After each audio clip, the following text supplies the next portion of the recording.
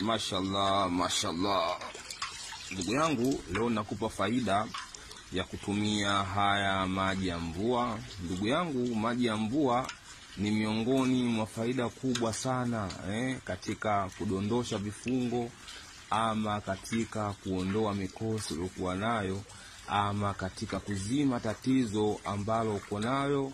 Ndugu yangu, tumia maji ya mvua. Sawa? Maji ya mvua ndugu yangu yatakusaidia sana katika kuweka majambo yako sawa, katika kuweka mambo yako sawa. Maji ya mvua ni kiboko sana ndugu yangu. Utafanyaje katika kujitibabia kwa kutumia maji ya mvua?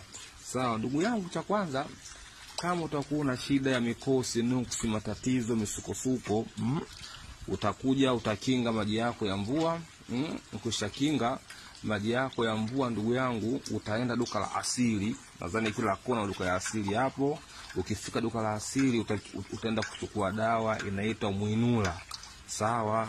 Utachukua dawa ambayo inaitwa Muinula, utachukua na dawa ambayo inaitwa Mfunguo. Sawa?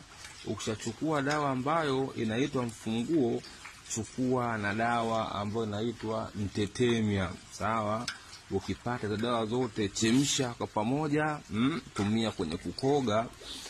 Tumia kwenye kukoga ndugu yangu, kwa manisba ama kwa sababu ya kufungua vifungo vyako na kuondoa mikosi ambayo uko nayo katika mwili wako. Na kama wewe ni una biashara yako haiendi vizuri ndugu yangu, usipate taabu, chukua tu maji ya mvua.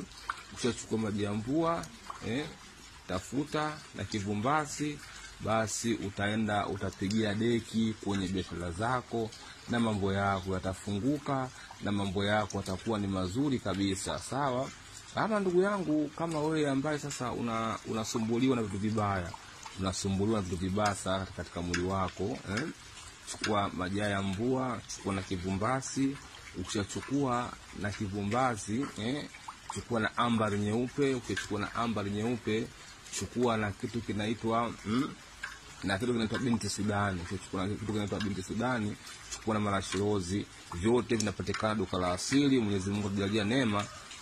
Chemsha, tumia kujifusha na kutia nia, basi matatizo yako, shida zako zote zitakuwa zinaondoka ndugu yangu. Kwa shida